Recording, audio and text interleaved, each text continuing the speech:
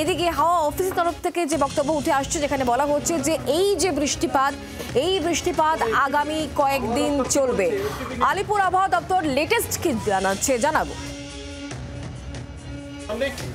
সম্ভাবনা আছে একদম 31 তারিখ জুড়ে না, মানে 25 তারিখে হোয়াইট স্প্রেড, 26 তারিখ হোয়াইট স্প্রেড, খালি 27 তারিখটা fairly white spread, 28, 29, 30 white spread, আর 31 তারিখটা আপনার ফেয়ারলি। তার মানে সপ্তাহে 7 দিনের মধ্যে আপনার 2 দিন হচ্ছে ফেয়ারলি হোয়াইট স্প্রেড রেন, 5 দিন হচ্ছে পুরো হোয়াইট স্প্রেড রেনফল রয়েছে।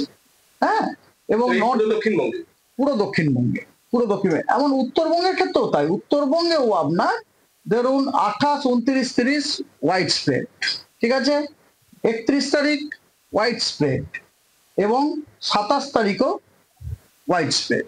মানে উত্তরবঙ্গ এবং দক্ষিণবঙ্গ এই দু জায়গাতেই আপনার সপ্তাহে 7 দিনের মধ্যে 5 দিন আপনি পাবেন। 5 দিন আপনার নট ভারী বেশি, হালকা মাঝারি বৃষ্টিপাত অধিকাংশ স্থানে, জেলাগুলোর অধিকাংশ স্থানে, ঠিক আছে।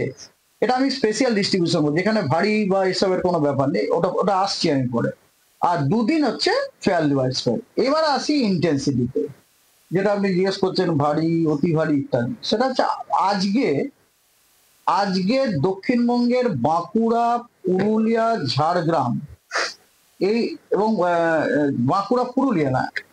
পুরুলিয়া না, বাঁকুড়া, পশ্চিম মেদিনীপুর এবং ঝাড়গ্রাম এই 3টি জেলাতে এক্সট্রিমলি হেভি রেনফল হওয়ার সম্ভাবনা যথেষ্ট বেশি, এবং তার সাথে থান্ডারস্টর্ম, লাইটনিং এবং ঝোড়ো হাওয়া ঘন্টায় 40 থেকে 50 কিলোমিটার বেগে ঝোড়ো হওয়ার সম্ভাবনা যথেষ্ট বেশি।